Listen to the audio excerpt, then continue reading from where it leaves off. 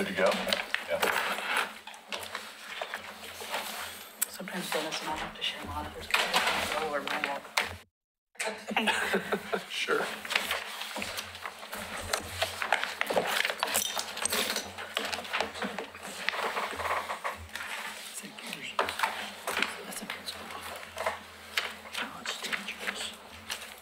All right, we are ready to go. Okay. Welcome everyone to the December Citizen Involvement Committee meeting. We will start off by Dennis taking roll. Kanema, Linda. We're here. Two Rivers, Gaffney Lane, Amy's here. Park Place, here. Hillendale, here. Tower Vista, Here. McLaughlin, here. Rivercrest, Karen Morey is excused. Caulfield, here. Berkeley Hills. Here. Thank you. Thank you, Dennis. All right, starting off our presentations, we have Nancy here from Code Enforcement. Cheer. Yay! Just a reminder, I'm sure we'll be remembered, but just a reminder, no questions about specific code enforcement cases. This is an overview. You can ask specific questions about code, but not about locations or cases. Thank you for the disclaimer. That's normally what I start with. I'll go ahead and repeat. I'm not here to talk about anything specific. Christina just said it was going to be a quick, 10, 15 minutes. It's not really an update. It's just kind of an overview of what we do, how to request our services, what you can expect. And I'd be happy to answer any questions that you may have. So what we do is, start. Who can request our services? Anyone? Exactly. Anyone and everyone. Is it working? There we go. And how are the services requested? Primarily still by phone because it's anonymous. We don't know who we're talking to often when they call in to, talk about their concern. Email, a lot of people still walk into the office. And a lot of online via the Go request as well. And what to expect is a process that takes time. I highly recommend if there's something in your neighborhood that is bothering you or a neighborhood concern that's come to the neighborhood association, let us know about it sooner rather than later because it takes time. We have a lot of notification and working with the responsible parties as we dig into the concern, which we'll talk about. The concerns are actually allegations that have to be investigated. And the outcome is going to be compliance with the Oregon City Municipal Code, unless Tony says otherwise. I'm not sure that's quite. But it's funny. That is always the goal, is to bring whatever the violation is into compliance with the municipal code. Code enforcement is civil. So we are in the police department, and you're all used to police, and they head up the criminal side of things, and code enforcement heads up the civil enforcement for the city. We are reactive versus proactive. So often it takes somebody bringing it to our attention before we're going to know that there's something in your neighborhood going on or bothering you. We are proactive with two things. That's downtown parking enforcement and sign enforcement. Those are the only two things we've been directed to be proactive about. And again, complaints versus allegations. A lot of people know what's bothering them. It may or may not be, I'm sure it's very valid to the person who's bringing it to our attention. It is an allegation that the city has to verify and go out and figure out the best course of action to remedy the violation or neighborhood concern. We may reach out to some of you neighborhood leaders to help resolve issues that aren't really maybe the city's area of expertise, but to try and keep the peace in a neighborhood as well. And then the process can be very long or short. Oops. Okay. Oh, this is, I don't think the right one that I sent you. Surprise. We receive and investigate service requests. Priority versus order received. Everything is looked into and logged and prioritized. They generally are addressed in the order they're received. Health and safety issues obviously rise to the top and are going to be prioritized to address immediately. Notification of violations come in multiple forms. It could be a door hanger, a note. I've been here a long time. Sometimes I just call people. It could be a voluntary compliance letter. Then it can also escalates to notices of violation, formal notice of violation, final notices, and then it may be a citation, which is our summons. When we send a notice of violation, or any of those notices really, they generally have a compliance date. And we hope that if anyone ever receives a letter, or anyone in your neighborhood says that they received a letter, tell them to call us. We're really nice people, but we're not mind readers. So often we keep moving forward, we have to keep escalating things, but if no one's ever contacted us, we don't know that they had plans to do it on a certain day, or maybe whatever their limitations or restrictions are. We'd be happy to work them through the process, work with the appropriate department, what could be, public works or planning or building, and, you buy permits, and that would be considered compliance. And then the code enforcement would actually step back and let them work through that process. There are several inspections that happen through the process. One is the initial one to go and verify the violation. A compliance inspection, we get a lot of requests for extensions. We're really reasonable. We are more than happy to give an extension, but we want to see that somebody's made an effort. So we'll come out and see where you're at, and set some realistic goals of what the property owner can do, or the occupant. Everyone has different limitations due to, age, disability, work.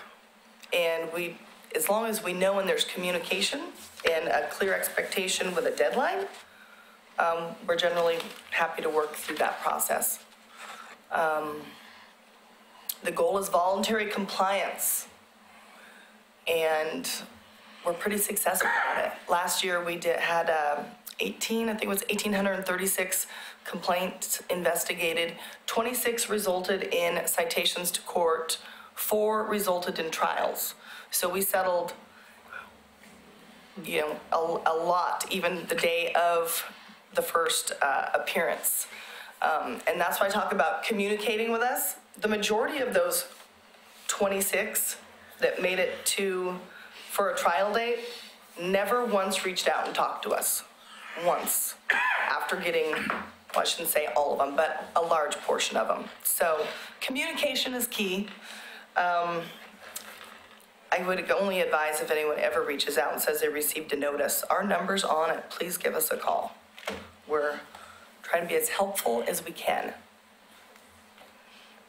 And then municipal court action, obviously if we cannot gain voluntary compliance, and then there could be a court order compliance where the judge gives a deadline, possibly a fine, maybe a fine, like a suspended fine with a new deadline. The carrot approach to gain compliance. We're really lucky. We have a very nice judge. She's very understanding, and she tries her best, although she does know that we're in court for a reason. So, does anybody have any questions so far? No? Pretty basic. Top 4 service requests. those of you who have heard me at your neighborhood associations or here in the past should know Amy. No? Okay. Signs. Residential parking Oh, is the number one service request in the city that our office receives. I think we were pushing about 400 last year. We're probably close to that this year. It is the number one complaint by residents, and a lot of people don't truly consider what their needs are before they buy, rent, or lease. And when you move into a fairly congested area, or even McLaughlin, these big, beautiful homes with lots of space for roommates and things. Maybe a lot of people buy their homes with their young families, and then as you have some teenagers, you kind of outgrow the home, or maybe not the home, but maybe the parking around the home. So those are, that's the number one concern that actually comes into the city. Solid waste on private property, I think everybody knows what that is. Yes, it's all that stuff that shouldn't be somewhere. That should be in the garbage. Inoperable vehicles on private property is also a big one. And the code is very clear about how long you can have them on your property. And the goal is to not start an automotive repair business or a project that lasts 18 years with the best of intentions when you may have purchased it. However, then soon comes the parts car. So, and then overgrown vegetation.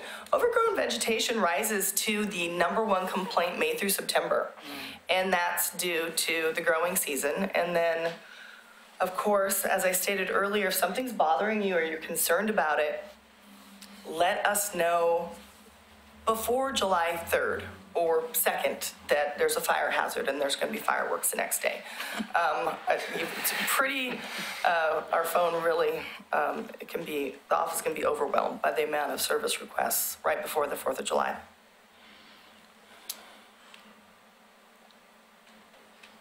Oops.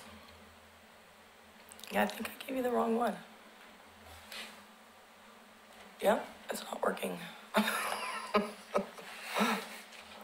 Missed one. So what we do, our goal, I can't even remember what the top one is, and the bottom, oh, it did come out. Improve community and neighborhood livability, reduce crime and vandalism. Everyone knows that clean, well-maintained residential neighborhoods that look like people care about them, have less crime and vandalism. And maintain property values. Christina, can you see what the first one is? Didn't come up. 1 second. Oh, it came up last. Oh. Provide residents primarily information, guidance, and assistance to kind of get through the process. Not only is for the complainant, but it's also for the person with the violation, the allegation, helping them through the process. They're all citizens, they're all taxpayers, and we treat everybody with the same respect and do a lot of hand-holding, so.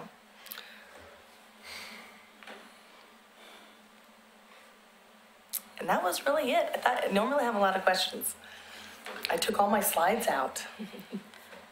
Okay, not a specific address or question, but Yes. refresh me on the RVs and motorhomes. This time of year, they tend to pop up plugged in. Yes, so recreational vehicles belong on private property and are not allowed in the public right-of-way.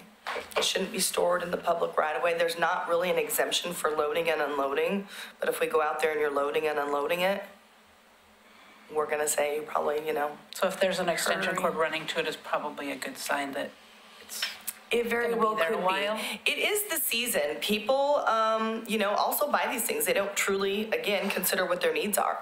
That they need RV storage, and the plan sometimes is to store that boat or that RV on the street, which can greatly impact your neighbor because you're not parking it in front of your house generally because you want a spot for your neighbors or for your guests to park. So you start parking things around the neighborhood. We enforce that. It's complaint driven. We're not in every neighborhood every day. We're pretty active with that. And when the summer ends and people start pulling their boats out of their water and getting their RVs ready, weatherization for the winter, that's when you see them all kind of pop up on the street again. Can they be in the driveway? Mm-hmm. Can they be plugged in the drive? Power Yeah. to them, doesn't matter. Mm-hmm. Okay. They can be plugged in. As long as they're just not- In the driveway, not over the sidewalk. Mm-hmm. Yes, definitely make sure your RV fits your driveway. Okay, good. Parking pad.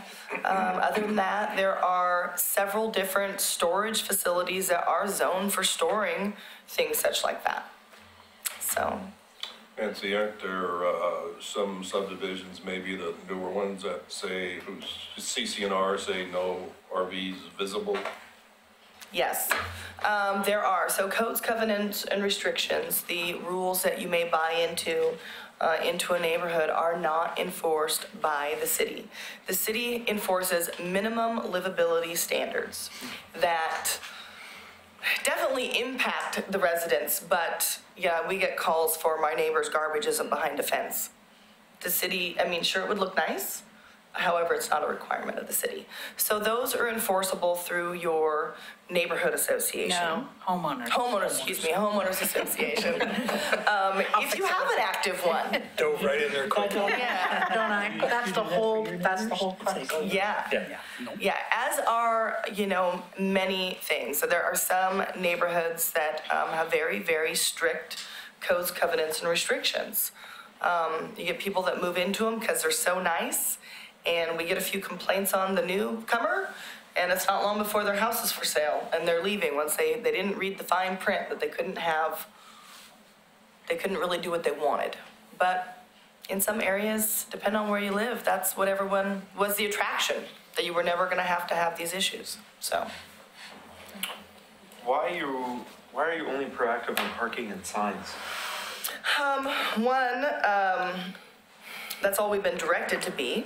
And two, in my experience with the city, we have tried to go proactive prior, but the city commission and the city employees generally cannot handle the amount of complaints that generates. How would you like to explain that, Tony?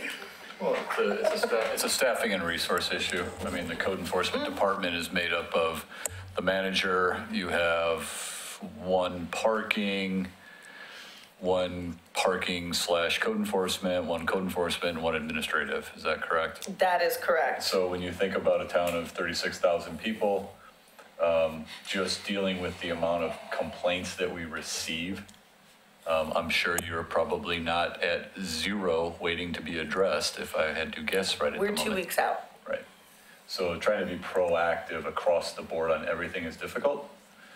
Parking, I'm not exactly sure when that started, but historically, just trying to manage parking, specifically in downtown, as it relates to the uses down there and the courthouse down there, was a priority. You got a metered parking system down there. If it's not enforced, it doesn't really work. And then the sign code, we had spent several years before we went and updated the sign code. One of the drivers was that historically in Oregon City, A-frame signs in the public right-of-way were prohibited. There were certain types of signs that you saw going up on buildings that were prohibited. And, it kind of, they've been used widely in the community. And when we went through and did the sign code, one of the complaints was, what's the point of doing a sign code and updating if you're not going to enforce it? So then we had a discussion with the commission and decided that enforcing at least the basic parts of the sign code as it related to, we'll buy your house that are stuck in the right of way or stapled to telephone poles, that we would focus on addressing some of those blatant sign code violations and had to make a commitment to staff that. So really it's a resource issue to try to address all the issues that we see in the community.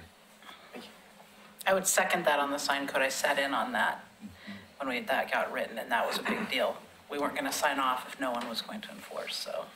Proactively enforce. Yeah, Yep. exactly. Yep. So Well, that and was a historically, sticking point that was, I've been with the city for 20 years. So when I first started, had we been proactive, we would go into neighborhoods and probably not come out for a while. And there would be neighborhoods that were, entire neighborhoods that would be very, very upset. And so it really would take not only staffing, but really some commission direction on what it is that is truly important to be proactive on and not get into some of these neighborhood disputes or some of the neighbor-to-neighbor disputes that go on that the city can sometimes get wrapped up in as well. 20 years. 20. Did you have a question, Steve? I do. About political campaign signs. I can answer that one. We just had that discussion. A sign is a sign. It doesn't matter what it says. They can't look at the content. Content control. So if you I have, thought there was a rule that said campaign signs had to be down 48 hours after the campaign, after the election. 3 days. 3 days after the election. Whose rule is that? So our sign code does allow some ancillary signs without permits, and I think we don't enforce that rule. So if I was looking at someone who had a campaign sign up and it met our sign code, like they were able to have that sign, that's one thing. If they weren't able to have that sign and they had too many signs or one over, then we would enforce that. But we, as city staff, can't regulate content. So, So there isn't a rule about having political campaign signs removed. through city staff enforcement of city code. The state doesn't enforce it, which is Yeah. convenient, because I think they'd be in violation of the First Amendment right as it relates to not being able to manage signs based on content. We can't look at the message on a sign. So you regulate the sign by size, height, length, width, color, material, location, So but what there it is no says. rule that a political campaign sign needs to be removed. in Through Oregon Oregon City City. In Municipal Oregon Code. City. Yeah, in our municipal Okay. code. Put them back up. They're still up. A groundswell. Though a lot of these are things that are in right of way or not on private property, that is never allowed. So that's just cleanup. But Okay. we would have to take a look to see if their sign they have enough, sign left to meet our city code. Yeah, we're still receiving complaints about political signs. But when we've gone out and looked at them, they've been on private property and they are a legal sign. if They want to have it out there. Okay. Okay. Mike? So I'm not looking for an exact number, but just kind of generally speaking, of the complaints that you get, how many of them does it turn out a neighbor doesn't like it, but it's not really a code violation after all? There are, quite a few, probably. I mean, and that's not even in that 1836 that I quoted. People call with things that bother them. It bothers them. They don't know it's not a violation or not. We spend a lot of time on the phone explaining to people that it's not a violation. Sometimes we still have to just go out there and take a peek at it because they're adamant about something must be wrong. But for the most part, I don't know, maybe 10% of them aren't violations. So that 1,800 number is actual violation? That's logged actual complaints. When we're talking, when our intake, I don't know who's talked to Autumn. Autumn is our support staff. She's our non-emergency person where you would call into, and she logs everything if it's warranted for us to really go out and take a look at it. Some of it isn't, and we don't. Vern? Trees, we have a lot of them in the fall of the year. Those leaves fall on the streets, sidewalks, and private property. And just driving through, and I don't have any specific cases, but just driving through neighborhoods and looking to see the end result of some of that tells you different stories, and I don't know which is right and which is wrong, so I'll generate my questions toward you. See some homeowners raking the leaves off their lawn, their shrubs and their sidewalks over the curb and on the street. And then you see some that do it the other way. They rake it off the sidewalk and take care of it. But those that rake it onto the sidewalk, and this is where my question comes from, what is the city code? I guess I could go read it, but you're sitting right here and would probably get a better answer quicker. Just off the top of my head, no.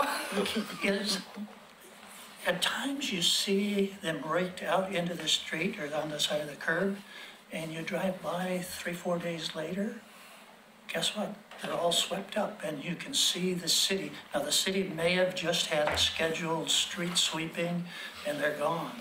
But what are the expectations for leaves from the city?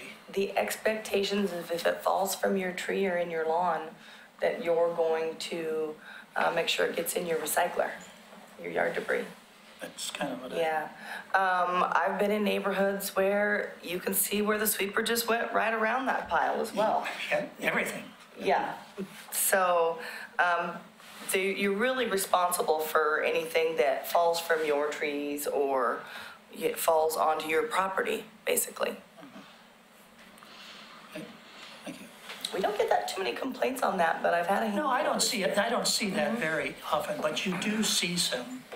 It's generally with the foreclosures where we see that, and there's property preservation companies that are hired by the banks to try and preserve these properties, but the landscapers that get hired don't always check to see what the rules are. Or it could be, like you've indicated, a transition of owners, and a new owner comes into the house, and not trying to point fingers at any other city that they come from, but they may have different ordinances there that, yeah, rake them out in the street and we'll sweep them up. So you kind of identify the new owners and. That's very true. I see that a lot, coming from other jurisdictions that, yeah, have leaf day that you can sweep. Yeah. The worst is when you see them blowing them down into the storm drain.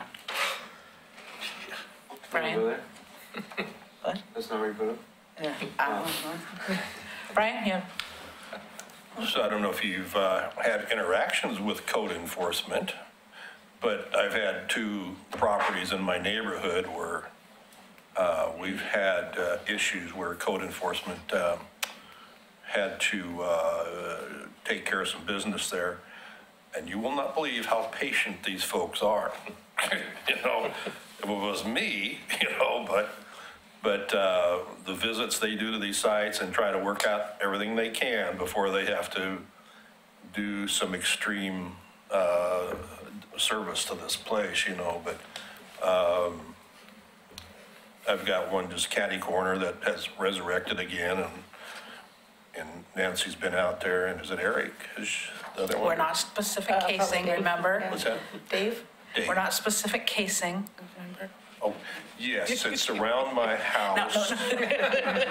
Brian was very lucky to have, yeah, one of the worst problem properties in the It just city across the went street on from him. I helped my parents with some.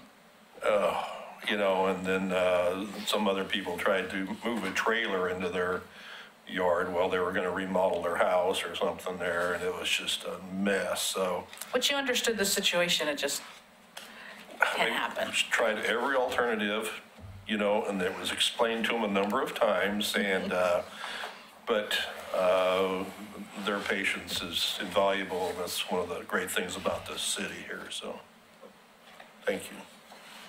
Any other Thank you, questions for Brian. Nancy? All right, thank you very much. Pretty simple. I have some cards if anybody has. Usually when I leave, they come to me with all their They come out, yeah, we can pass those personal around. issues in the neighborhood. I thought of a couple, you know. In the street. Yes, you do have me on speed dial. A lot of, I won't say who does. All right, well, she's handing us those. Bob LaSalle. I was gonna put them back. Oh, perfect. Okay. Visiting I us can also from the go back and pass Transportation it around. Advisory Committee. Sure, I can pass it around. Welcome back, Bob. Bob's back. Ooh, I think you all Merry have Christmas to you too. copies of these already, I would like another one if I but could. I would like to pass these around because that numbers the pages and I'll be referring. Uh-oh, nothing we, oh, we have them already here, Bob? What's this? Just different? The ones he's passing out, he said he numbered the pages. Oh, okay. Yes, and I'll be referring to the numbers, so pass those on down. Oh, these are numbers, those numbers on the pages. I'm moving a little gingerly because we have a handicap ramp at our back door and I became handicapped as a result.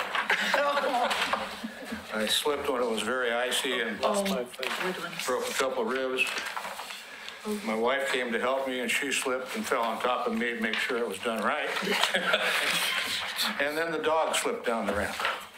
So it's kind of a slapstick comedy. Don't sue the homeowner. About a year ago, oh, by the way, my name is Bob LaSalle, and I'm the chair of the Transportation Advisory Committee, better known as the TAC.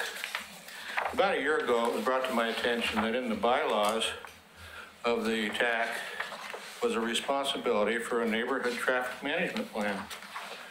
Well, I looked in the research and found out we didn't have a neighborhood traffic management plan. So staff did a lot of research for us, and they found that none of the surrounding jurisdictions had anything like a neighborhood traffic management plan. And so I thought, well, my goodness, this is one of our responsibilities. We've got to do something about it. What can we do for the neighborhoods to help them with traffic? Well, then further research, we found out that most of the issues involving traffic are covered in the transportation system plan and other documents within the city. But it's not always easy for the neighborhoods to research what's available to them. So we put together this document called the Neighborhood Traffic Fact Sheet. And the purpose is to explain the various restrictions, requirements regarding the issues of traffic flow and management within the city. And it also outlines procedures for citizens to become involved in traffic control measures within their neighborhoods. Now in my copies, on page 3, there's an explanation of the various agencies that make traffic decisions. And just so you know, the federal government requires that jurisdictions adopt a national signing code known as the Manual on Uniform Traffic Control Devices, so that the traffic control devices are uniform throughout the nation, such as stop signs, striping, road signs, that sort of thing. Sometimes you'll notice in certain cities that maybe the traffic lights will be not mounted above centered, but they'll be on a side post. But that's still within the uniform traffic of the national standards. And then it also explains what warrants are. You may have heard from warrants where you maybe want something done in your neighborhood and it explained to you, well, there are not enough warrants to justify putting a stop sign somewhere or a signal somewhere. So it explains which warrants are, and these are conditions which warrant the use of traffic devices such as stop signs, traffic signals, and crosswalks. So if you hear the warrants, that's what it means. It's you got to warrant the desire for those. Page 4 refers to the various modes of transportation. And I'm not going to read all these because you're all very well capable of doing your own reading at your leisure with this information. But it's interesting to note that the city has over 151 miles of sidewalks and 42 miles of bike lanes. Now, hopefully, since this information has been put together, that's been improved upon. There's even more of that. But I thought, 151 miles of sidewalks. That's a lot of sidewalks.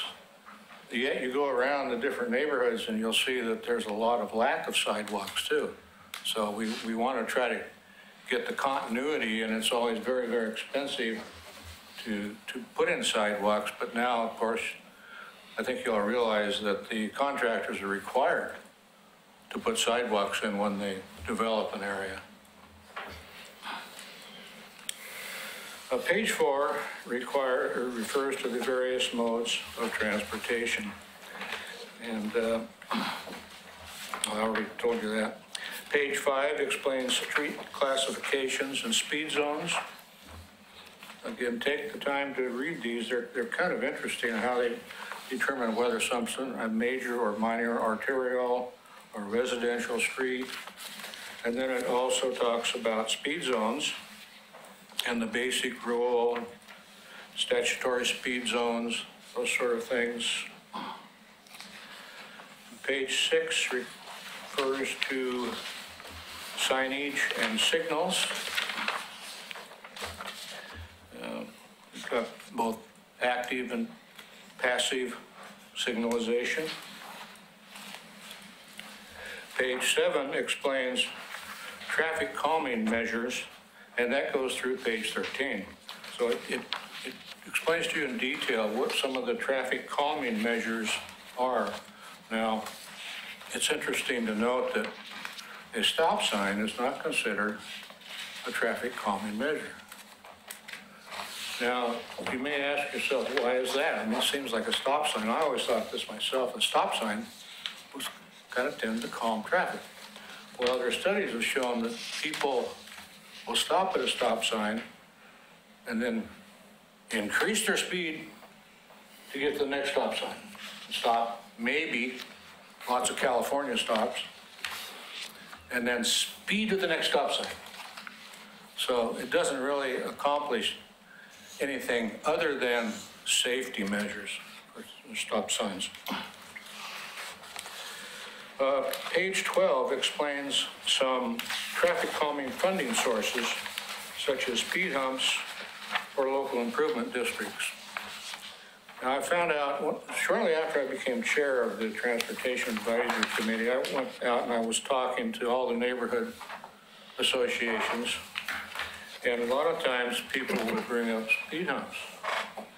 Well, I'll tell you, the fastest way that you can stop a conversation in regard to speed humps is to say they have to be funded or paid for by the neighborhoods.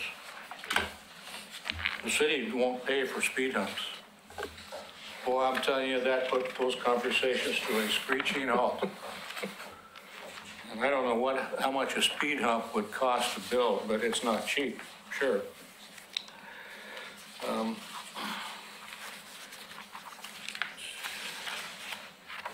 Local improvement districts, that's where you could perform an LID and what amounts to is taxing yourselves for improvements in the traffic conditions of the neighborhood.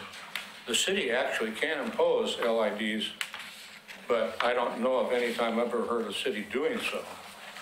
And I'm sure they would be very reluctant to do so. That's almost as bad as, what do they call it, when they take over a property? Eminent domain. An eminent domain, yeah, I mean, that'd be practically the same thing, probably. Speaking of stop signs, page 14 and 15 explains stop signs in good detail. And page 16 is a speed hump eligibility checklist. You have to comply with everything on those checklists before you can apply for a speed hump.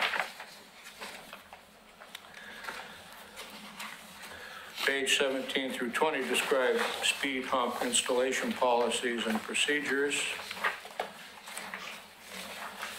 And as I said in the beginning, this document is for the use, hopefully, of the neighborhoods to help them get through maybe the procedures they need to follow to make improvements in their neighborhoods in regard to traffic. Now, Chair Wilhite can attest to the fact that if you come to the Traffic Advisory Committee, we can help you. We can't guarantee solutions to your problems. Please understand that. We can't guarantee solutions, but we're going to listen to you. And if you present a good case, then we'll follow through with it. And in Chair Wilhite's case, she was able to present information to us that we were able to go forward and improve traffic conditions in her neighborhood in at least 2 different places that I know of. So we can be successful. We do listen to you. Sometimes it takes a little encouragement on our part to drag out from people exactly what they want us to do. But once we get the idea, then we try to help as much as we can. So thank you for your time, and I'll be happy to answer any questions or try to answer any questions you may have. Got one for you, Bob.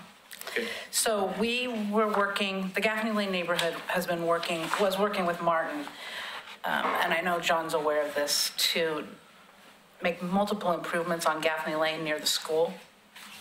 There was some problem getting permissions from homeowners, and I believe that was almost resolved, but then when that was resolved, the funding wasn't there and went back and forth. So I talked to Martin fairly right before he left, and he said he was hoping to get it back on the radar. But now that he's left, I'm wondering, would the best way to bring that to the Transportation Advisory Committee, or would it be just to work with Public Works? Was this something already brought up to us, or? No, well, I don't remember if we came there or we just were working directly with Public Works. It's been years in the works. Yeah. Well, I would call John and try to get it on the agenda. And then, as you know, once that happens, Amy Wilhite, with her presentations to us, was so well organized, it was really hard to say no. Or, it can't be done, Amy. I mean, it was just all right there. I think we weeded out ourselves a lot of what couldn't be done. Yeah. So, no, I said call John and get it on the agenda. Other questions for Bob? Oh, Linda. What is the cost of a speed bump? You said it's up to the neighborhoods to do one. What would a cost be if you were going to say, we need one in a neighborhood and, it takes 67% of the vote to get it removed. If you had 67% of the vote, do the community say, hey, we want one, we're going to pay for it? What's the goal? What's the cost? I was afraid you were going to ask. John's right there. Put him on the spot. John, can you enlighten us at all on that? I think I remember what Martin said, but I want to see what John said. He said he was here to cover my back, so here he is. It's been a while since we put one in, but my recollection with the striping and the signage and the paving, if we have to do it, on an existing street where we're not planning a paving project, they're around $15,000, which surprises a lot of people, right? The other little piece to this, and it's an area that we want to work on, is trying to get neighborhood calming, and measures like that. And so in the Kenema neighborhood, for one, that's one neighborhood that we're looking at, that McLaughlin Promenade to Kenema Park trail system is an area where we're probably going to venture out and be a little more proactive with traffic calming in that neighborhood, just to deal with some of the issues associated with pedestrian safety, trying to get folks out walking a little bit better. No sidewalks there. You don't have sidewalks, so really your streets are, 16, 18 feet wide maybe. They're not very wide out there. So there may be some opportunities for the city to take on some of those kind of projects. But right now the policy is such that the the neighborhood or somebody in the neighborhood would have to cover the cost of that. Yeah, Martin had told me the minimum would be 10,000, so that's what. Yeah. Well, that's better, we'll go for 10, okay? I said the minimum, and like, that was probably if they were doing work in the neighborhood. Do you have to use the city to do speed bumps? No, Yeah. you don't. You could hire someone else to Yeah. put the asphalt down. But they would go through the city to accomplish. Well, sure, but you but we don't have to do that, right? In the approval process, yeah. I'm going out there with a pile of tar. know. I heard it at the CIC I got a wheelbarrow. Going to Home Depot, getting bags of concrete, just laying them out in the street and wait for it to rain. I'll bring the spray paint, you bring that asphalt. Lay some tax strips out there. Yeah. Yeah, it's explained in the document about, that it has to go through the city, and it has to be a city-approved contractor to do the work. Vern, did you have a question? Back to John's question, the 15,000 caught my attention. Are there various levels of calming, like painting white stripes at an angle on a road that gives you the effect as you're driving, it's going to be a bump, so you slow down? An optical illusion. And not go, I don't know, what's the major cost? Is it the asphalting? The time and material to get a little bit of asphalt laid there? Right, I mean, the striping, people see it as just paint. So the first thing is, most of our striping for pavement speed humps are, that's thermoplastic. So just to buy from the manufacturer, the actual striping that we heat down, it's not paint, right? So people think, well, just get some paint and do it. Well, that won't last very long. So the ones that we have in town have a thermoplastic legend on them that gives you a warning that there's a bump ahead. We wouldn't want to put that legend down and not have a bump, because then we wouldn't be following what Bob mentioned early in his presentation, was the manual and uniform traffic control. So there are, other forms of thermoplastic, slow down, those kind of symbols. We've avoided those because they are kind of costly to repair. They're costly too. Yeah, they're costly as well. But all those things are things that we're going to be looking at, I think, a little bit more closely as we think about trying to make our neighborhoods a little more pedestrian friendly. So we've got that Nancy talked about neighborhood complaints. The biggest neighborhood complaint that we get is neighborhood speeding. Not necessarily on your arterials or collectors, although that happens there a lot too, but it's in neighborhoods. Folks from every neighborhood represented tonight, we get a lot of those kind of complaints. And so, we're recognizing that there's probably more that we could do. I think our transportation system plan is going to help us fund some of those things through system development charges as opposed to rates or taxes. So those are good things that are coming. So that's our intent. Thanks. Any One other thing I questions? forgot to show you is on my page 4 is the illustration of the Shero, which is a bike with a chevron on the top of it.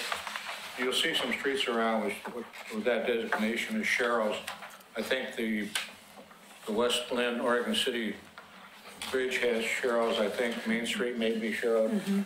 That means a shared roadway, so you have to be aware that you're sharing a roadway with bicyclists. That should be obeying the same laws as the traffic. Correct? Yeah. Anyone Okay, well, listening? thank you for your time. Wait, we had a question right here from Mike. Well, just a comment. And I know you didn't come here looking for more work for TAC, and maybe it's a project of TAC and CIC together. And this is going to, Commissioner Shaw is going to like the sound of this, because he's talked a lot about the education part of what this group can do. And I'm thinking specifically of stop signs and speed limits, because I think very few people in the city understand that John doesn't get to decide where stop signs go, and he doesn't get to decide what the speed limit is on a street. Yeah. It's a process, and it's a state process, and we have to follow it. And I think there's a lot of frustration from citizens because they think, by golly, we ought to be able to fix that. And really, our hands are tied by all the federal and state laws. I think there's an education chunk that we ought to figure out how we can That's do a to good help point, yeah. people understand why it can't happen, and if they really want to pursue it, how they what they have to do to try to make it happen. A good example of that is 12th and Washington. Years, many years, citizens have felt that there needed to be a traffic signal there. Well, there just weren't enough warrants to justify the expenses to put in a traffic signal. Finally, it became an issue enough that it was warranted to do so. And so it happened. So sometimes it takes some time to get that stuff through. I do like that idea though, Bob, of the CIC and TAC working together to get out some information. So maybe that's something we can look at. Well, I wore my red shirt because I wanted to wish you all happy holidays. Thank you, Bob. Thanks. Yeah, well, we want to thank you for your work on the traffic advisory board, Bob, too, so. Certainly, this is my last year as chair, so. All right. Uh-oh. Well, I better hurry up and get there. I've been there 4 years, so it's enough for. Okay, next up we have public comments. I have one comment form if anyone else would like to make public comments. There are forms in the back and you're welcome to do so. So, William Gifford.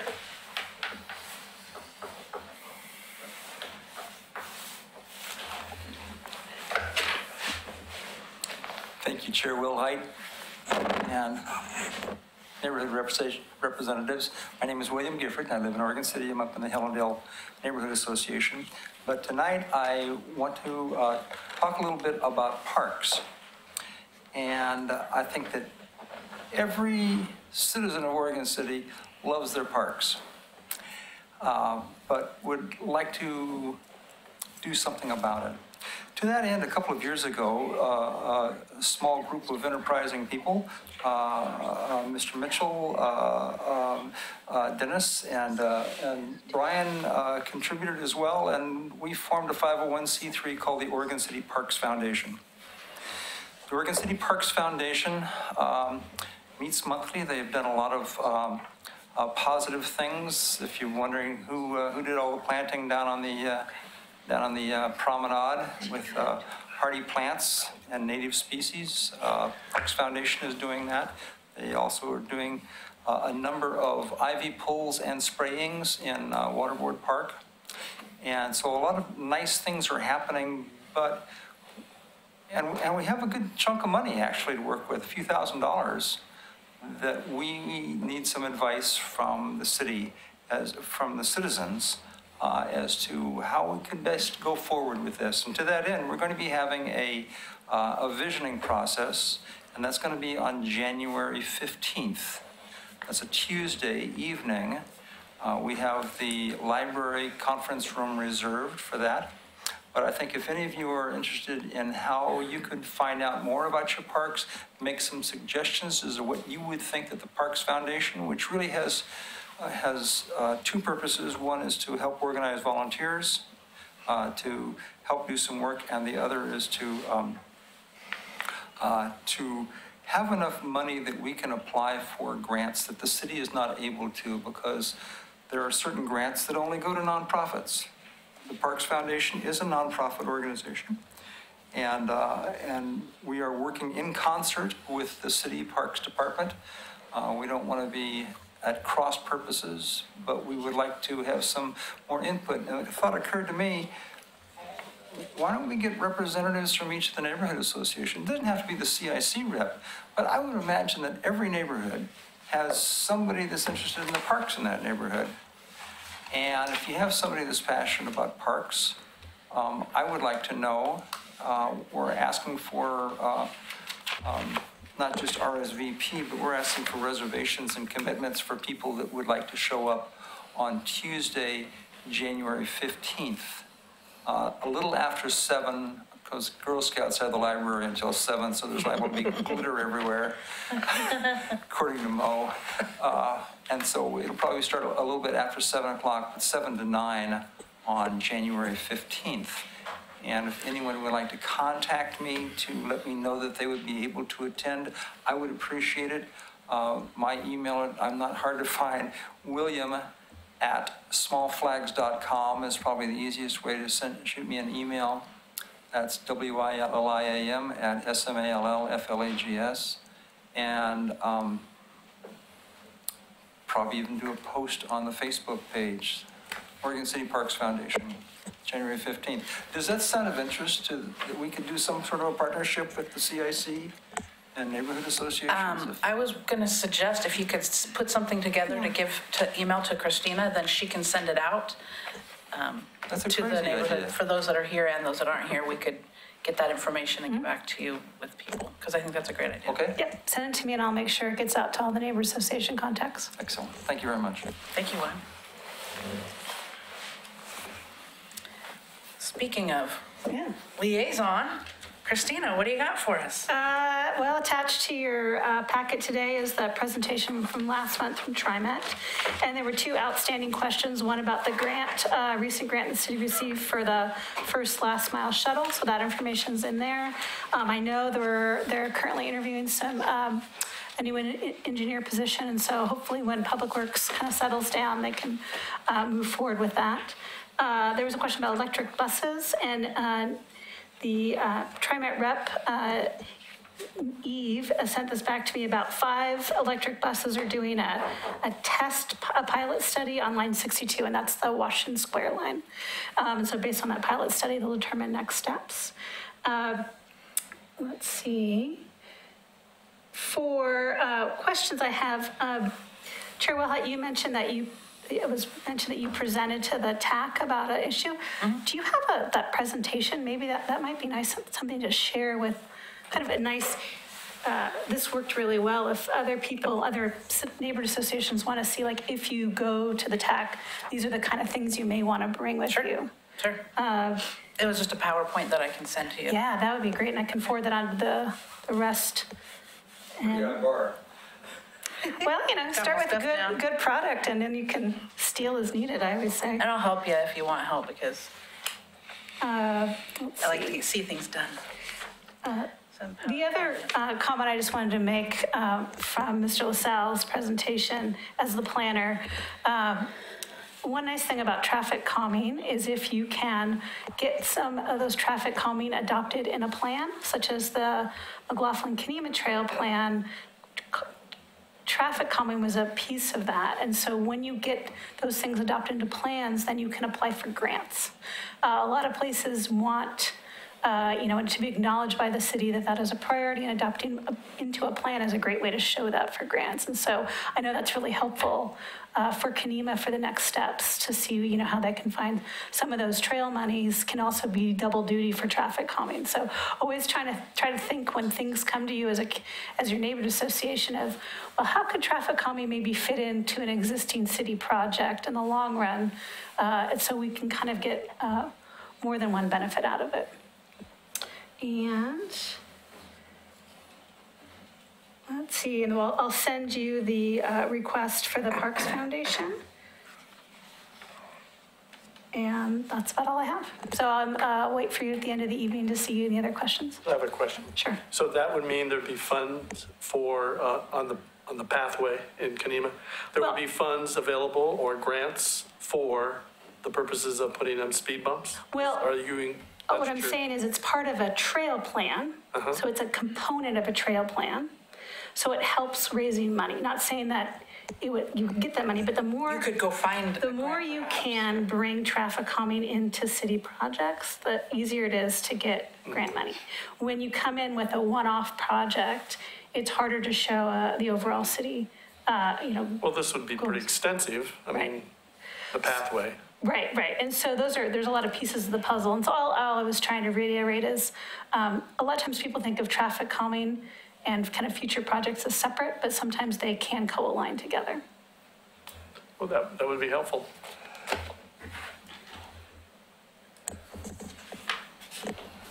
Okay. So last month, it was tabled. Let me see if we have 1, 2, 3, 4, 5, 6, 7, 8 neighborhoods represented. So I guess we would have a quorum tonight. It was tabled to talk about, in October, there were some ideas that came up and kind of identified as far as public involvement and some ideas that we wanted to do. And so I think we're just trying to narrow it down even more and have some actual action items. If I'm understanding That's where we're at, right? I feel like I was lost in a zone for a while. So one of the things was talking about the static display at the library or another facility. I know we'd also talked about perhaps the elevator. So Christina, help me out here. What are we looking for? Yeah, I think this is kind of a larger question. We have 3 options for increased public engagement. One is kind of a static display with information that people can take. In some city facility, I don't think we have confirmation about any facility yet, so we'll need to inventory and reach out to people.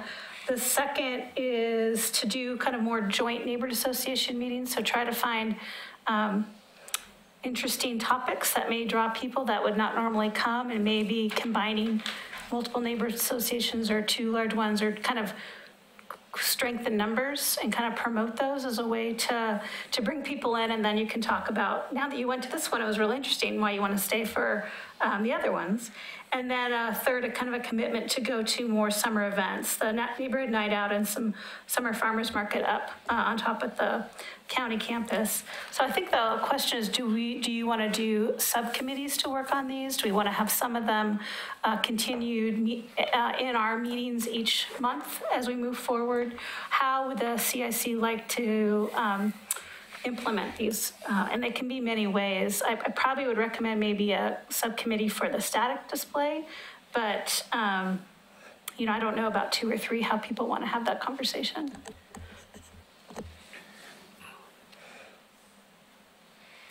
Thoughts? Dennis, you sound like you're going to say something. Yeah, well, I think we've sort of stretched this over a number of meetings already, that there was a consensus, I thought, at least a positive one, into creating some kind of a venue for joint neighborhood gatherings.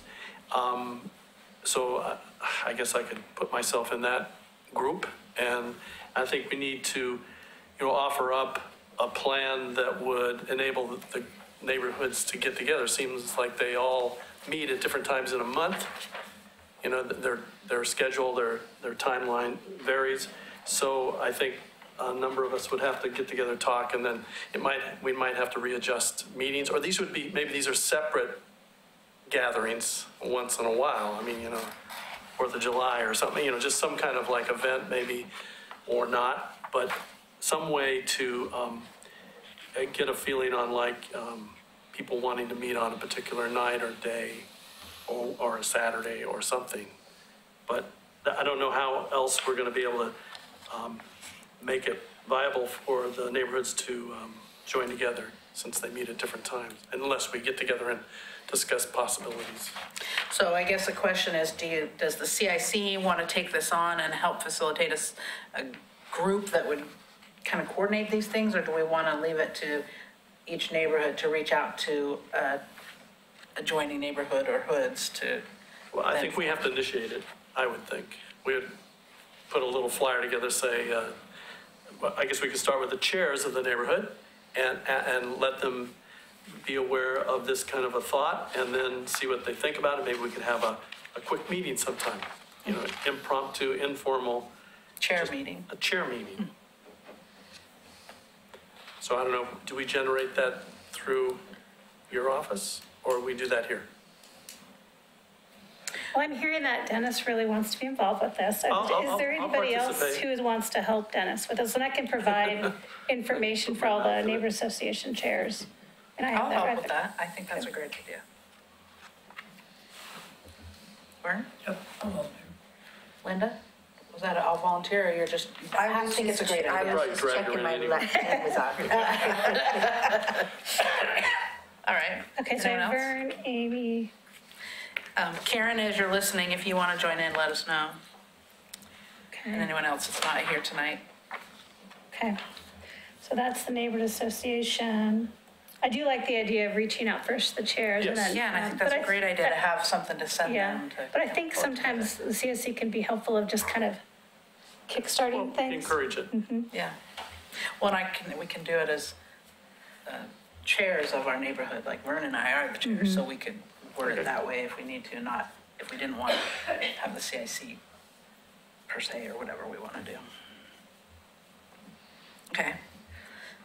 So who's really passionate about the farmer's market and the neighborhood night out that would like to take that on maybe?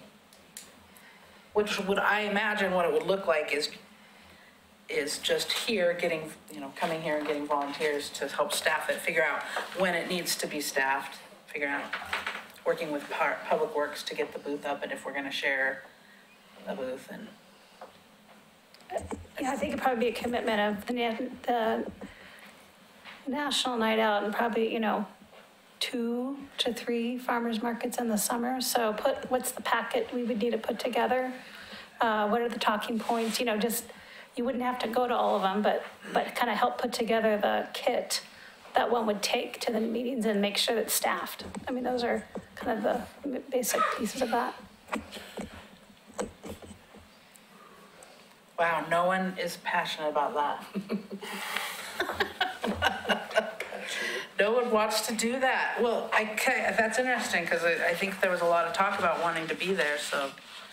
Well, I think it's also, I would be fine working them. I'm not too confident in my ability to put something together though. So, I mean, I've worked the last 2 national nights out and I'm fine doing that again. I just don't know about spearheading stuff, so. Does someone want to help Roy co-manage this? I can provide support, but sounds like Roy needs a co-manager for this one. All right. I guess You have to think about it. Yeah, we'll bring that back too. Review. We'll add that to your list to email out. Okay. And maybe as CIC reps, we can reach out to neighborhoods because there might be someone in our neighborhood that would want to do that isn't able to come, maybe didn't want to step up as a CIC rep or maybe didn't want to be in the organization leadership of the neighborhood, but would be willing to help take on. Because really, we're promoting the neighborhoods. That's what we're trying to do. So maybe that's something we could send out and get that. Okay. And then what about a display at the library or other facility? I wouldn't mind helping with that. I don't want to. I have to understand, what would be on the display? That's what we would form a committee. It would be about neighborhood associations. So if we would get it, we'd get to, we can kind of use what's already been created and get it into a format and the subcommittee would bring it back here and say, hey guys, is this what we want to do? We would reach out to the library, to the downtown Oregon City Association, figure out places and that we would, that would kind of be, is what I'm envisioning the group of us would do. So it sounds like Amy needs. Swimming pool. Amy needs a help. I'm happy. I can't pick it up. Provide support, but we definitely need. Pioneer Center would be another location.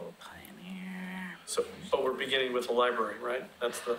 We'll talk about that. If you create something that's easily reproduced, make 3 copies, make 3 maps or 3 whatever goes in there. You could. So I did have a preliminary conversation with Maureen Cole, and she kind of said, well, we have a lot of things up at the library right now, but she'd be happy to walk through it to see what our needs are and see if there is a place. So I think the best way to think about it is there's lots of potential city facilities, and we can look at all the different ones and what our needs are and what we have, and we can take a field and then trip. decide what makes sense. A field trip. A field trip. Who wants to go on a field trip? Right. Come on. Oh, sure. It'll be fun. You do that, Steve? Steve will go on a field trip. Who wants to come on a field trip? Roy, Fern, Linda? No field trip? Okay, Karen, you better call in. I like a field trip. Dennis, you want to go on a field trip? Sure. Okay. I go on a field trip. Okay. To travel. Great. I would go on it. Oh, Robert. Oh, yeah, we're going to introduce you. That's John. We'll get John, sorry. Yeah. Robert is your chair. You're John. Okay. That's that guy.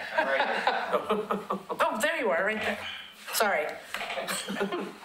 You want to go too? Probably not. Okay. It's a crowd. This is a good start. We just need to drum up more party for Roy. We need more party people to help with the parties at the Neighborhood National Night Out and Okay. Put something I mean, together. I think that can be If they done put through something together, the it'll be easy to neighborhoods. take up. You know, a lot of Yeah, what let's would reach out. assist Roy could be done Yeah, we through might the get, association. Faith might be willing to come back and help. So I'm happy to put together a request email and send it out. Yeah.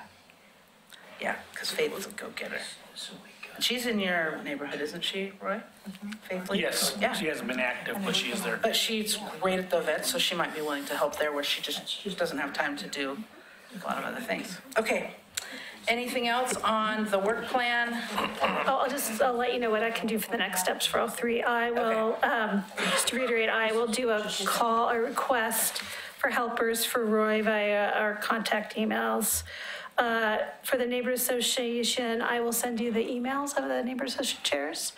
And then for this little subgroup for the static display, I'll send an email out to this group and with different contact informations of the different city facilities. It'd be helpful if you could all divvy up kind of contacting each of the, the pool, Rochelle and Marine Corps, who are the staff heads for each, and kind of figure out what are their needs or what options they may have. And then kind of at some point there may need to be a working group, but that we can do that.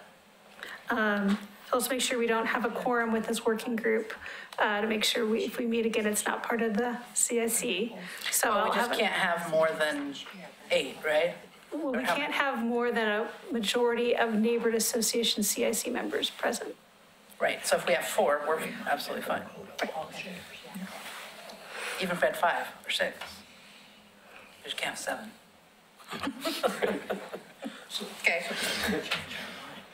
We got 2 people of the same neighborhood association, they don't count. Oh, that Yeah, doesn't could count, be of the- because it's only a voting member. Okay. Okay. On that note, while we're still kind of on this whole thing, on the 12th, if you remember every year, I have to go before the city commission to give a report on what we've done this year. What, kind of sell ourselves and toot our little horns. And so I'm looking for input on what you think we've accomplished this year and where we're going. And I have a little idea that's been kind of formulating that I just kind of want to throw out there and see what you guys think. When neighborhoods were established, and William can attest to this, it was a long time ago. Times have changed, things have changed. And I personally, Amy Wilhite, as chair of Gaffney Lane, feel that it might be time to relook at how our neighborhoods are divided and how they're recognized by the city. So I would like to see some kind of a process to look at it and see, is having 12 neighborhoods in the city and having us meet, or leaving it for them to meet and sending out postcards that you send out for Gaffney Lane, 1,800 postcards and 30 people come, is that what we want to continue as our vision? When neighborhoods were established and the fund was established, the internet wasn't even a thought. So I personally think it's time to relook at this and say, it's great if the whole goal is mostly land use and communication, are those meetings that we have that 25 or 30 people or 60 people or 90 people come. Even 90 out of 1,800 is not, if you're just looking at statistics, it's not that great. So my thought was, it might be time to relook at this. And so I just want to get your feels if anybody, I think when I've talked to Christina, there's a, what did you call it? The goal goes with goal 1. The city is looking at, in the future, potentially providing some updates to the comprehensive plan. And goal 1 is citizen engagement. So if anything changed formally, it would probably be done at that process. But what's the pre-work that can be done before that starts? And we don't have a specific date for that, but we'll start looking at it in this next biennium. I don't know if we'll start it, but we'll start looking at it as on a planning end. So I just kind of wanted your opinion. What do you think of the way that the neighborhoods are currently set up, looking at going forth in the future? Do you like the ideas of do you like how it is now? Or what are your thoughts? Linda? population growth changes the neighborhoods. I mean, Kenema, we don't have a lot of big land, big areas we're coming through. Park Place, it's huge, their growth that they're going to go through. Same thing with, the neighborhoods have gone on the outlying areas, Caulfield. They've just grown and grown and grown. So I don't know what the ramification is, how to change that, but that's how, they're not the way they started to be. McLaughlin's kind of fenced in, Rivercrest kind of fenced in, the others are outlining areas that are just growing by leaps and bounds and will continue to. So do you, as far as Kenema goes, Dennis and Linda, do you like the thought of land use issues still just being centralized in your neighborhood, or talked about with other people that might not exactly live there too? Well, land use issues are pretty contentious usually. Maybe the fewer people you But have. all neighborhoods have to deal with that, and all neighborhoods are interested in that, and that does bring them out. And one idea, which is sort of like, we're very happy to say that through a great deal of difficulty over many, the last 4 or 5 years, the neighborhood has gotten stronger. We have more representation. We have more people involved in our neighborhood prior to that. And I was fortunate enough to move into the Kenema neighborhood at a time when the interest in the neighborhood association was very small, under 10.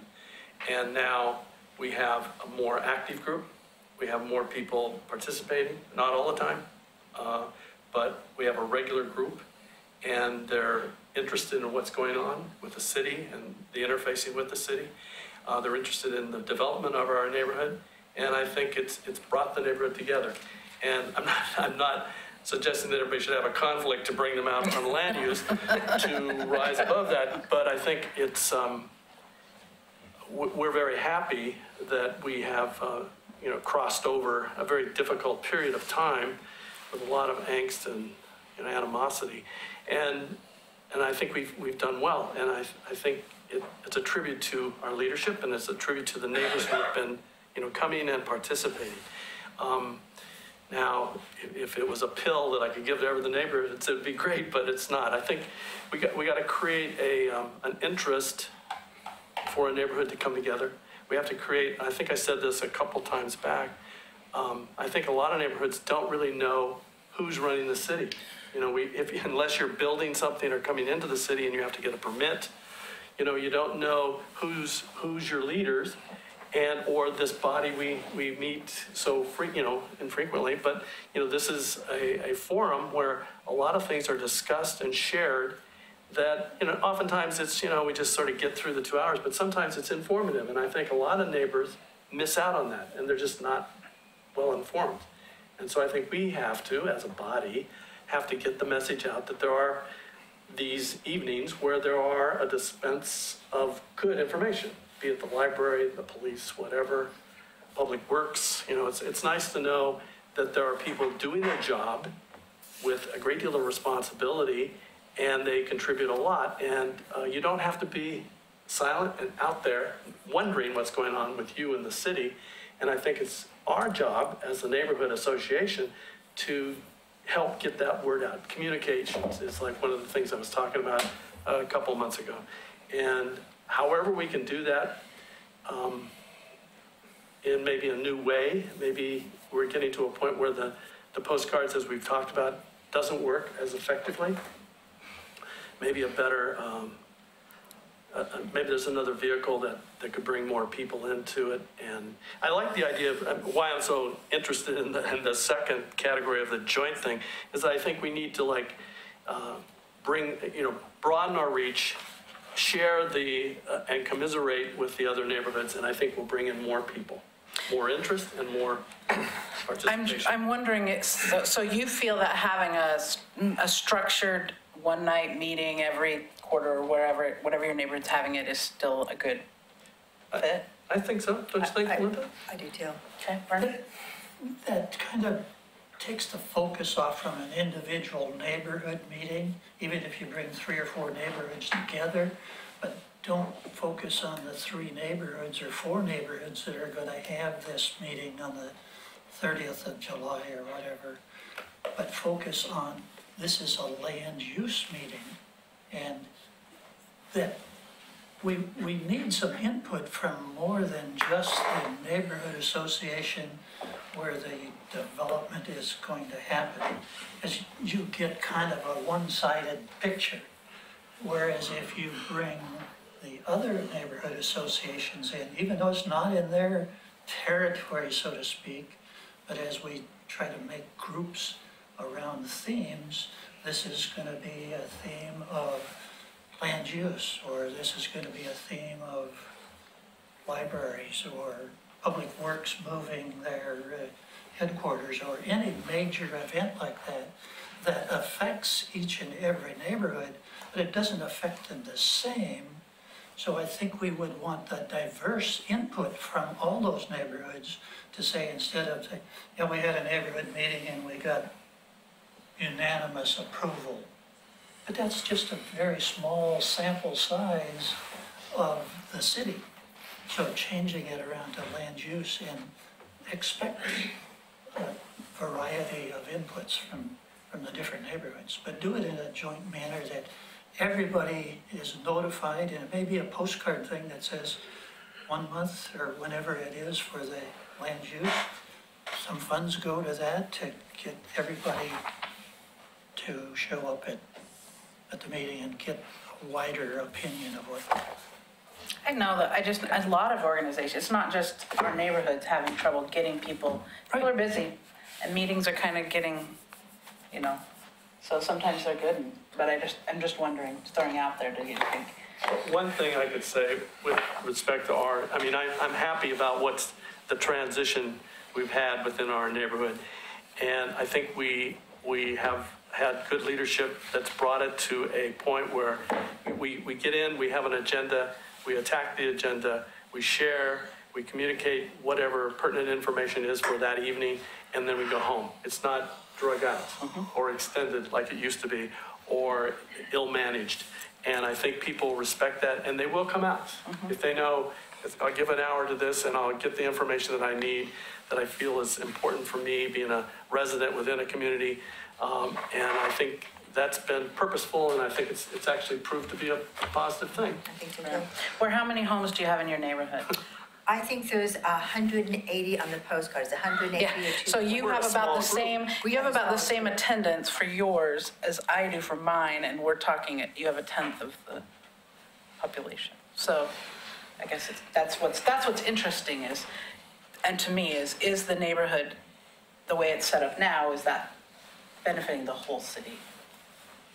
Mike? You're chomping at the bit. Sorry, am I bouncing around? Yeah, you're fine. I like to see excitement. Perhaps a little ADHD, maybe? Yeah, it works. I think you got a great idea to really look at the whole thing, the number of neighborhood associations, the boundaries, the whole meeting thing, and I like Vern's idea of more of a town hall on land use or whatever it is. And I think the timing is great in advance of whatever kind of in-depth look we're doing with the comprehensive plan, to get our ideas out there now on how it could work to help fill goal 1 is great, because I don't think anybody's really happy with the level of public participation that we're getting, whether it's at a regular meeting or a normal planning commission meeting, until some red hot issue comes along. Right. There's only William and Bob Mahoney, Anyway, I like your idea, and I think it's perfect timing. Any other thoughts? Okay, great. I'll keep playing around with that. Moving right on to roundtable. Let's start over here. Commissioner Shaw, as your last meeting, you're welcome to join the McLaughlin neighborhood and come as a CIC rep. And I'm retiring after this one, so you can have Oh my gosh, James. There we Let me get go. my resume together. We don't want to see you disappear. Well, yeah, I kind of walked in here a little sad that this was going to be my last meeting, but I walked in here to my desk and somebody left candy for me. But then I look over here and Tony's got candy too. Oh, that was for you. Oh, sure, here. Put your blinders back on, Brian. And I'm looking here, oh my gosh, I gotta thank you for coming here on Monday nights like this, and of course, everybody has one of these. But we really do appreciate it. We really do. You know, we all kind of rolled our eyes. We wondered what Commissioner Shaw was gonna bring to the CIC, but I think it's been a good fit. No, I've enjoyed it, you guys, so it's, you know, this is one way you get to kind of know what's kind of going on out there, and besides the campaign trail, but this is interesting, and I'm not sure what the setup is going to be, if we're still going to do this. Somebody's going to represent, I don't know if Rachel's going to think about this or not, or who's ever going to get appointed, or this position even exists, who knows.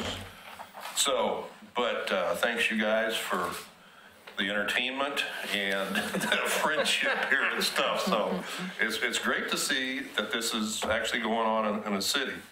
And I know it kind of ebbs and flows, but I was here when we were going through some rough times, and thank you, Amy, for your leadership, taking us through some tough times here and stuff. So, okay, thanks. Love it. Okay. Tony? Just a couple of updates. Some of you may have saw that we were working on a joint project, Oregon City, with South Fork Water Board. So for those of you who know, South Fork Water Board is joint owned by West Linn and Oregon City. Provides all the water services for Oregon City, West Linn, and also some water for Clackamas River Water. But it was pretty cool project that they completed. Coming out of the treatment facility is a 30-inch supply line that then comes down to our pump stations and then sends water to all of our reservoirs, over to Clackamas River Water and over to West Linn. There was a leak identified in the 30-inch supply line over the summer, so we monitored that and prepared a project. And one of the projects that was identified on South Fork's master planning capital improvement plan was the installation of a 42-inch water line to be redundant to the 30-inch. So part of that line had been put in previously as part of projects that had already been funded. Once we identified the leak, we worked with South Fork to put in another leg of that 42-inch that essentially tied to the 30-inch that was leaking below the leak, so that we'd be able to isolate that section. So many of you probably saw the voluntary curtailment notices, hopefully, that we had sent out to try to reduce water. So essentially what we did was put in all the 42-inch pipe right up to the 30, had the replacement pipe. It was about 25 foot long, so a 30-inch to a valve that transitioned to a 42, continuing to a 32. And what they did is they dug it out, cut the line, dropped that new one in, welded it in, attached it. It was a pretty impressive process. But we do appreciate everyone working with us on the water curtailment project. We actually did see reduction in water usage during that day, which was great. We're just happy to say that project went off without a hitch for as complex. And it's not every day you put 42-inch water lines in the ground. It's a pretty massive project. So needless to say, it was great to be able to cooperate with West Linn, South Fork, Clackamas River Water. Everyone worked together to get that project done, and it went off great, successful. Last week, the Urban Renewal Commission approved the disposition and development agreement with Hudson Holding for the Cove Phase 2 project. So if you drive down on Main Street Extension, you see Grand Peaks is building the current apartment complexes that are being put up right behind the Oregon City Shopping Center. Across the street from there is Urban Renewal property. So we've entered into an agreement with a company called Hudson Holding and Deacon Construction that'll be coming in to build on that side of the road, including New Agnes Avenue, the infrastructure there, water, sewer, storm, et cetera. Along the Cove side, you'd be essentially rolling back that steep embankment, habitat restoration work, the construction of an esplanade, so a wider bike lane pedestrian path along the Cove tying into the existing trail that goes across the old 82nd Bridge. So pretty exciting. That's another one that's been around a long time, probably 10, 11 years that we've been working on that. So hopefully we'll see their land use application submitted very soon, and then move into the review process for that application. So what's interesting about that project, when you start to think about the investment that we're starting to see in Oregon City, so it's a little over 400 additional apartment units that are proposed to be constructed with a mix of retail, potentially commercial space on the first floor of a couple of the buildings. There'll be 8 buildings in total. The Urban Renewal Commission is committed $695,000 in cash to assist with land use application fees, engineering fees, some of the plans that had to go into the design of the public infrastructure, the public esplanade, the grading, so the public improvements that have to occur. For the 2 phases, so it's called 2A and 2B. 2A is the first 5 buildings. 2B is the last 3 buildings of the 8 total buildings. The estimated investment for the $695 that we're putting in plus the property, you're looking at between probably what we've seen is $95 to $115 million in investment down in that area to bring those developments online. So pretty exciting, really good quality work from what we've seen from Hudson Holding as well as Deacon Construction. So more to come on that. Part of that will also include, there's some work that went across at Meldrum Bar in Gladstone. If anybody's noticed, they've done a lot of work over there along where the boat ramps are, coming up the Clackamas River in that area. So there is some habitat restoration work that is potentially something that we could accomplish along the Cove. And it might be something that maybe we could come back at a later date and present to the CIC when we talk about with the Portland Superfund site. And as you lose habitat areas along the Willamette, you start to get, they've actually created a market for habitat restoration credits. So if you've got the right type of shoreline and the right location that provides the right habitat, primarily focused on salmon, there's actually a market for that, to sell those credits. So you can imagine you take a rundown shoreline, come in, do the restoration work, create shoreline habitat, create low wetland type habitat. Potentially, if they meet all the state and federal requirements, it has a monetary value. And so one of the things that we're looking at is potentially looking at in the Cove along the Clackamas River, is there this opportunity for some type of wetland mitigation credits that could be sold that help fund then the mitigation work and the long-term maintenance of that. So that'll be another product that we're working on as part of this agreement with Hudson Holding, is to identify if there are any areas within the Cove that could potentially be used for wetland mitigation credits and get that work done. So a lot more to come on that. We'll be going hopefully pretty quickly over the summer, the winter here through the spring, trying to get permits ready over into the summer for construction out there. Have they already met with the neighborhood association? Because I'm pretty sure that they have, yeah. From what I've seen in the minutes. I've received nothing from Two Rivers. I've not been notified as a CIC. We've not been notified of any Two Rivers meetings. I've checked with Kelsey. No postcards have gone out. No notifications have gone out. So whatever is happening down there, I don't know who's okaying it, but it's not going through the proper channels. So that needs to be fixed. So if they're just, Need a neighborhood association that's functioning, that's probably Well, I'm just something saying that we that you should can't- talk about at the CIC. I don't know what planning is approving as a neighborhood meeting if there's no neighborhood meeting. So a neighborhood meeting is required for completeness of a land use application. They haven't turned that in yet. So I can check back and make sure that information, they haven't done a pre-application yet. Because I want to know who approved the last one because there was no notification. I can make sure that I know, there's two going forward. options. They meet with the neighborhood association and you, as a city, we receive confirmation, or they provide their own meeting, and there's a requirement of how they do that. I understand, but either way, the CIC is to be notified and we've received nothing. The last thing is that on February 1st is a Friday, February 2nd will be the city commission goal setting. It looks like Friday we're tentatively scheduled to start about 4 p.m. And then Saturday, we usually start around 8 a.m., 8:30. So those details will be solidified over the next month or so here.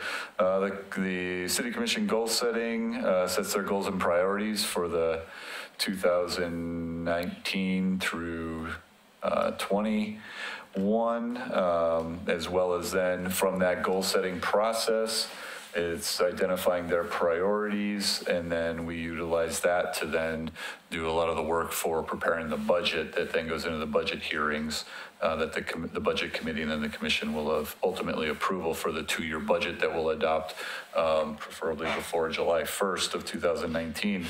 So that goal setting retreat will take place at the Providence Willamette Falls Community Education Center. So that's at 519 15th Street. In downtown here. So that's all of the updates I have for tonight, unless anybody has any questions for me. Thank you, Tony. Sure. 2 updates from community development. One, the equitable housing and code updates process is continuing along. It'll be presented to the City Commission this Wednesday. There's still time to be involved. The record's still open. You can send your comments to Pete Walter via email and he can enter them to record, or you can show up. And so if you want to track where we are, you can go to the city's webpage, and under the planning department on the top right-hand side of the planning page, you'll see code update project page link, and you can look at what's going on, as well as there are red line packets attached to the city commission agenda for this week. So you can kind of track, and if you have any specific questions about a specific code, pwalter@orcity.org is your contact. Second, I wanted to give a little update. People have been asking about the Riverwalk Willamette Falls Legacy Project. There is currently a request for proposal out for a design team to work on the construction drawings for phase 1 of the Riverwalk. That will be announced sometime at the end of the year, and the next kind of year and a half, we'll be working on permitting and construction drawings for phase 1. And the goal is to be able to move forward with breaking ground in the spring, early summer of 2020. Christina, on the private side, are they still in the due diligence? Okay. Good question. All right, thank you. James? Oh, hey. McLaughlin, how's it going? No, it's okay. Good. So this Thursday, the 6th, we have a steering committee meeting at the firehouse, and our next neighborhood association meeting is January 3rd. And I didn't see any of you on Friends of Trees this weekend. A little disappointed. How'd it go? It went good. 120 something trees were planted, most ever. Awesome. So it was great. It was good. Real good. I saw the signs for the first time. I thought that was great. It rained like it always does, and everyone got money. It was good. Great. Steve? So Park Place, our next meeting will be in January. It'll be steering committee, and our next full meeting is the 4th Monday in February. So other than that, we have land use issues. What a concept. But right now, we've got a 5-lot subdivision that we're trying to get with the developer and make sure that we get all the hoops jumped through. So That's it. Okay, Dennis? I believe we'll be meeting in January. The good news is actually some nice news. We have a group of neighbors who have joined together for another year, working with Chris Wadsworth, and we've taken on 3 sponsors, I believe. Is that correct? And so we have a team of good shoppers, and they're going to find and procure things for these 3 individuals that we've worked with Chris with, and we're all very happy to do that. It is a residue fund that we had when we, as a neighborhood, provided a means to put up a park bench.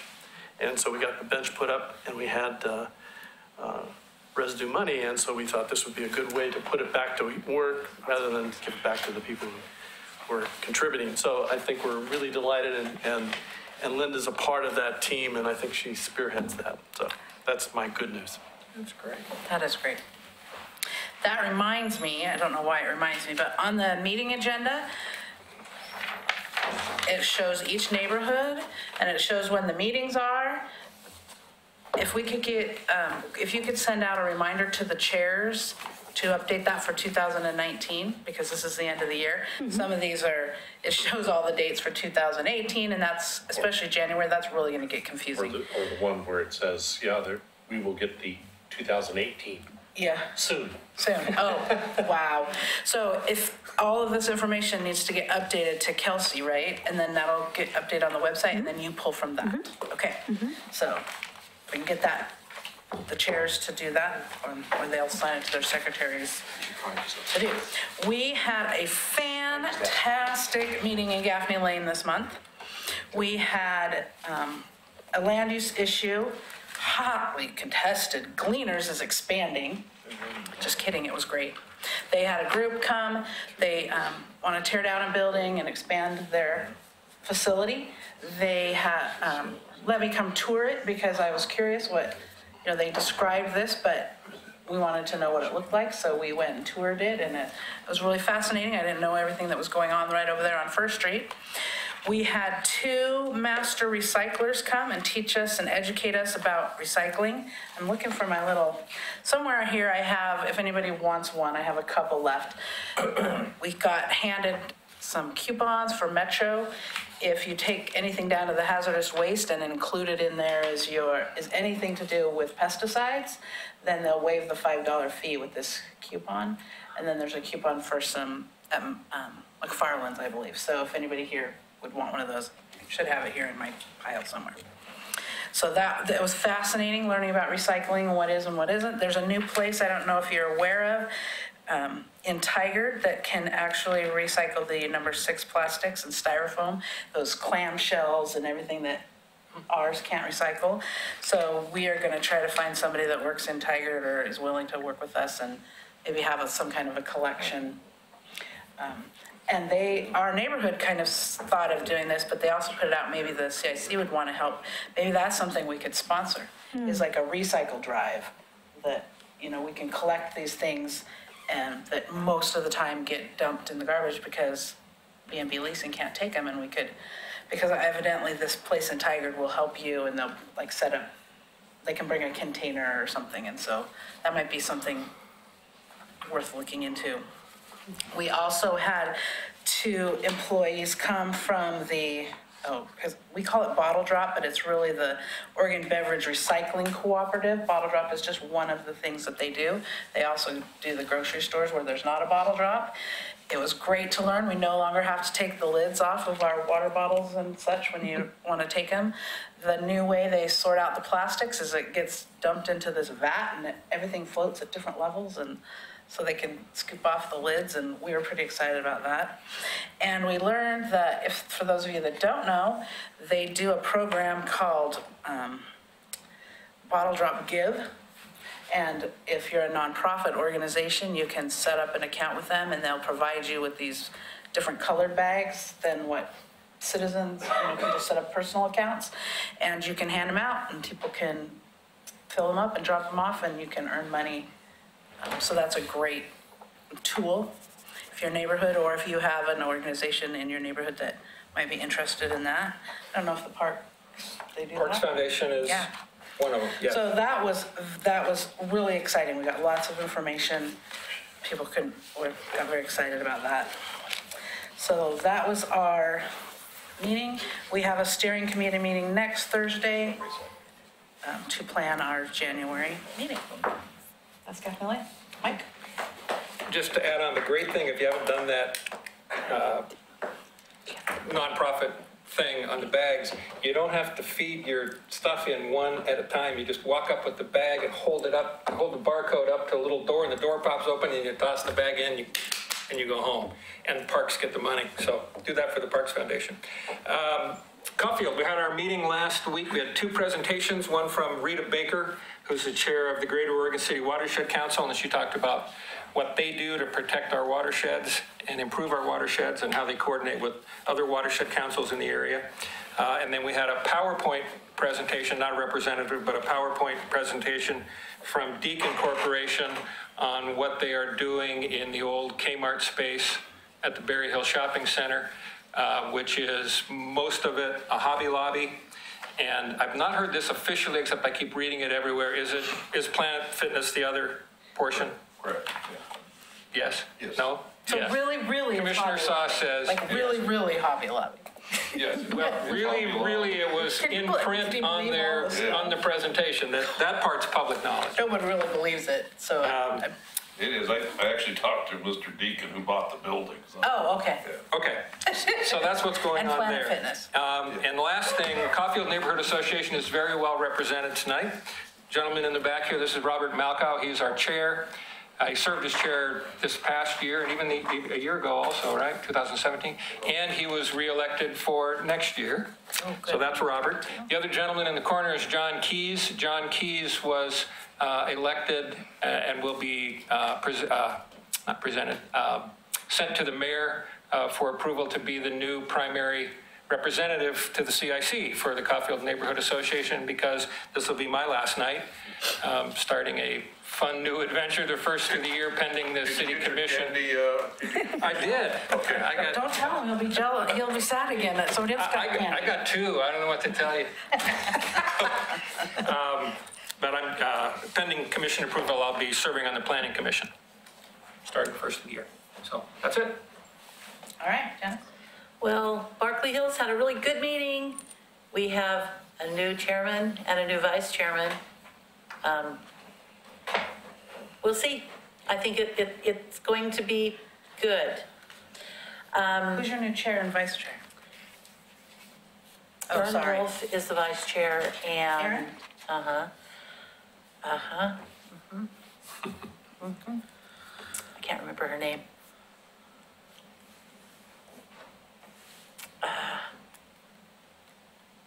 Sorry, I didn't We'll write look it down. forward to that coming out on the Yeah, I'll make sure website. she gets a hold of everybody.